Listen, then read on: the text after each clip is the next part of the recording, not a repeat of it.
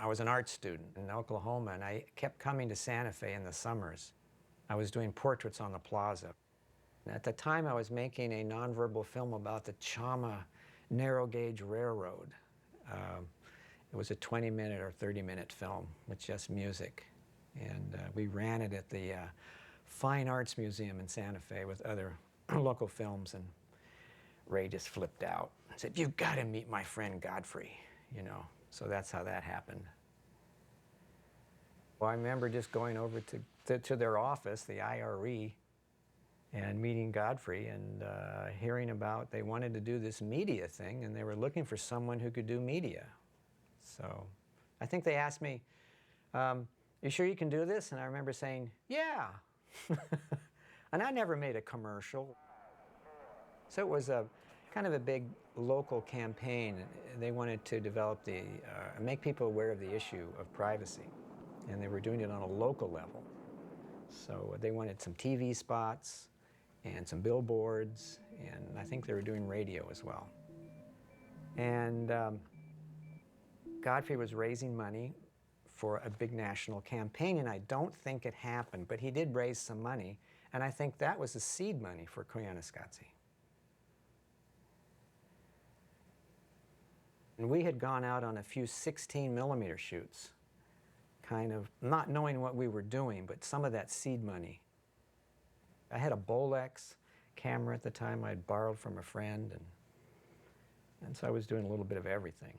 Had no crew, it was just me.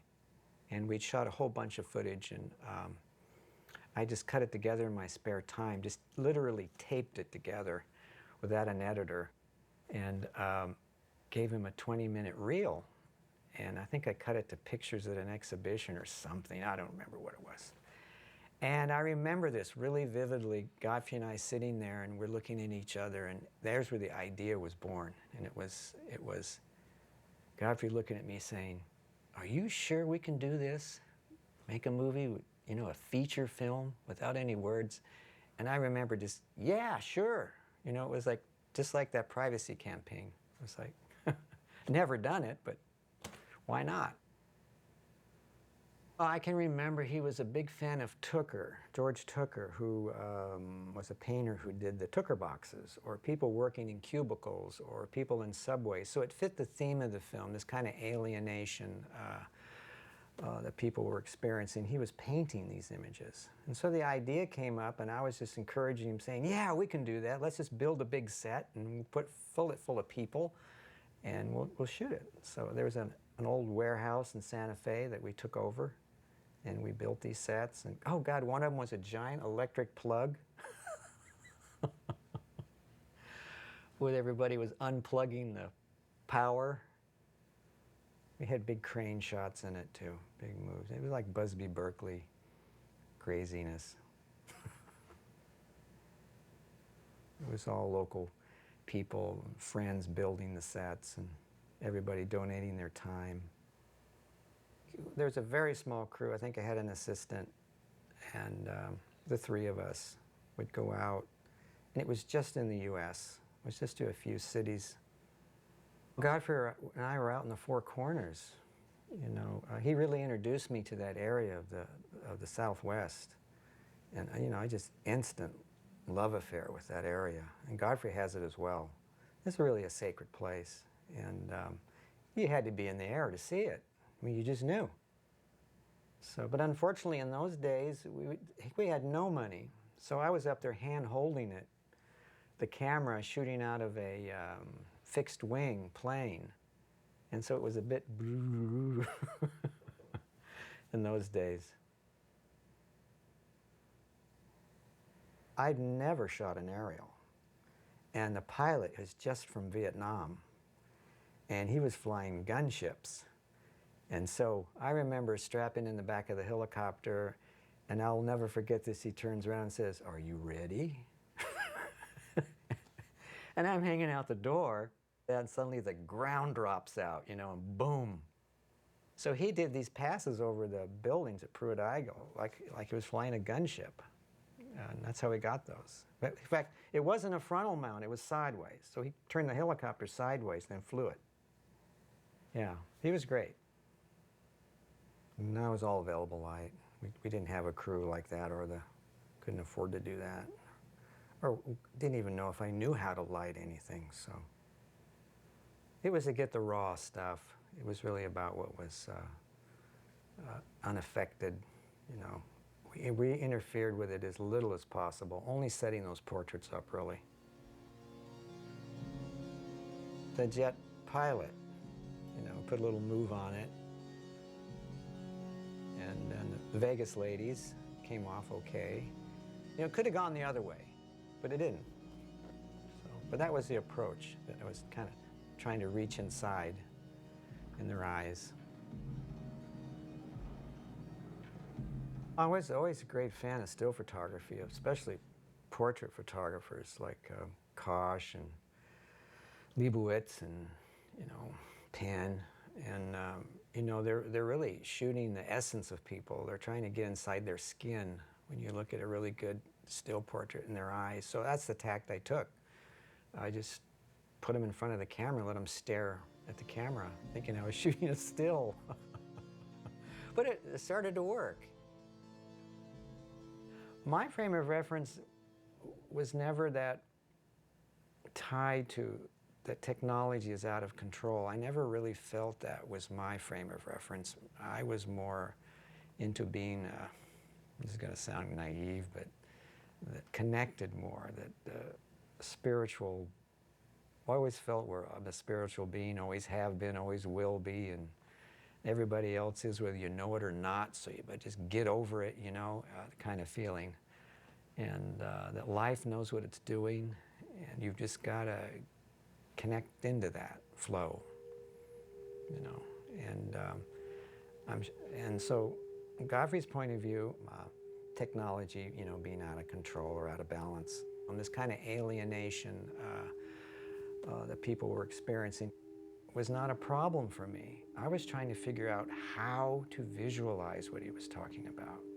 Because I could only honestly catch about half of those buzzwords that was going on the project, you know, and I was a bit concerned that I wasn't getting it, you know, but the imagery spoke for itself. Once I just go out and shoot and bring it back to the studio.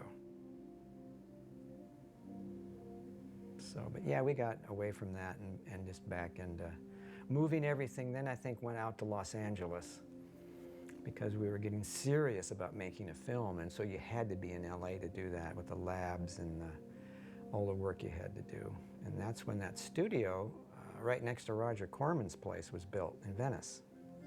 I remember I went out there and thought I was making a film, but I was remodeling a warehouse for 6 months, and moved into it and then got back to work on it. I discovered that time-lapse has this amazing ability to just take ordinary things and give you these unordinary views of things, and it was perfect. You know, it was this, we were shooting buildings and cars. That's what Godfrey wanted to concentrate on, and people. And I just think, God, you know, this is going to get boring unless we come up with something. And we were looking at a lot of stock footage at that time. And I remember seeing some of Louis Schwartzberg's material, where he was under cranking. He's a local filmmaker here in Los Angeles, and I remember seeing some time lapse, going, "Oh, you know, this could be great." So I started developing a camera. Bought an old white Mitchell Rackover, I think they used for atomic bomb tests or something. That's because it was white for the desert, and built a motor for it and a controller, and started shooting tests, and everybody loved it. And it just developed from there. I was developing the time-lapse camera, cutting the film during the day and working on the remodel at the same time, and then that evening I just had this idea, oh, I'll just go out and see if I can shoot a moon. And jumped in my Toyota, went over to Century City, and there's the moon. And it was full moon that night. And I shot that plate, and then I cranked the film back in the camera and found a building When I shot the first shot of the pass on the moon, I put a building there that was not lit, so it was like a mat. And so then I went back and found a building that was lit after the moon and exposed it for the windows. So it was an in-camera shot.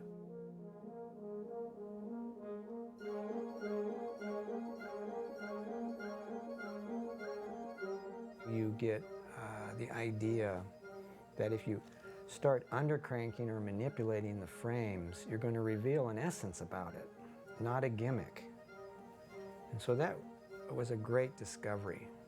Just seeing those jelly bean cars go running down through the freeway, you got it. You know, it was about this, something else. And by now, everybody's so used to seeing cars time-lapsed, you know, you're just numb to it. But then, no one was really doing that, to the degree that we were doing it. There was a little rough patch there working on the film, cutting the film to just music.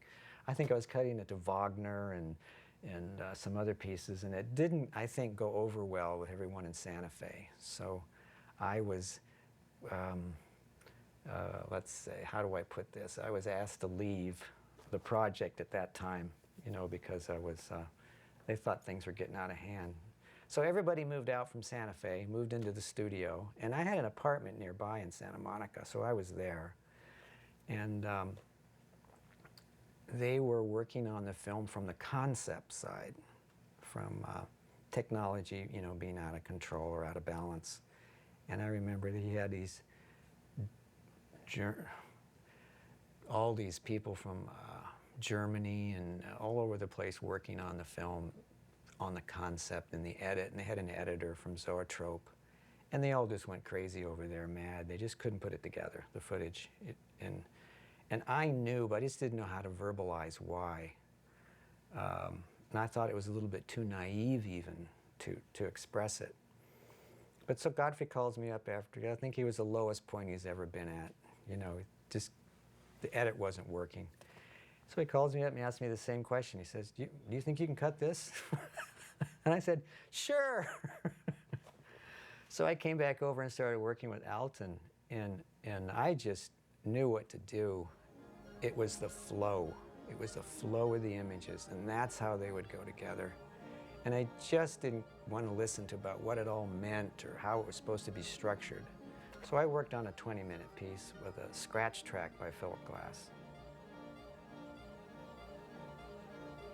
But I had some very good conversations with Philip about that. I remember asking him or saying, you know, you need to slow this down. I don't know, you know, you wouldn't say that now to Philip Glass, but I was really naive. So I said, you know, it should be like a wave. It should come, break, and go back. He looked at me and said, the organ. He says, I'll use the organ to do that. So he did. He slowed it down and kind of brought it on. And so I got a better pacing for the cut. So I just cut a 20-minute sequence together, and bada boom, there it was.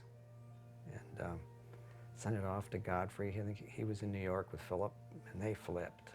And there it was, and they were just happy as clams. You know, it was working.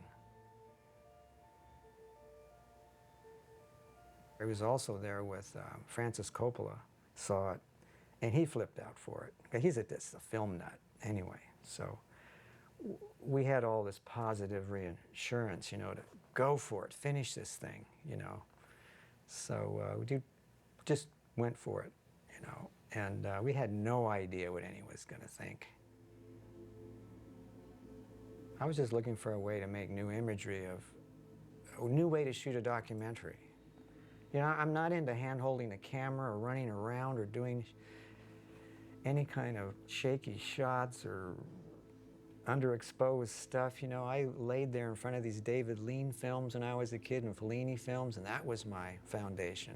You know, this epic style, this traditional style. And I thought, God, you know, so what if it's beautiful? It's gonna just reveal more content. You know, it could add to it. It's what you think when you look at it. It's not trying to say this is good or bad or right or wrong, but just trying to release the essence of those images.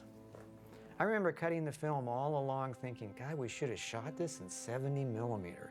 This should be a big 70 millimeter film, because the image is our main character. You know, we don't have actors or dialogue we're working with. So the higher the res, the better the essence of seeing that content in the image. And it was the right place at the right time. You know, and I have to say, Godfrey and I getting together was good for both of us. I mean, he was like my friend and then teacher almost, you know, about expanding your ideas politically and socially in the world, and wanting to do these media campaigns, and knowing that you could do it through media. So we learned a lot making Koyaanisqatsi. It was like film school for both of us, you know. So, and then we graduated at the end.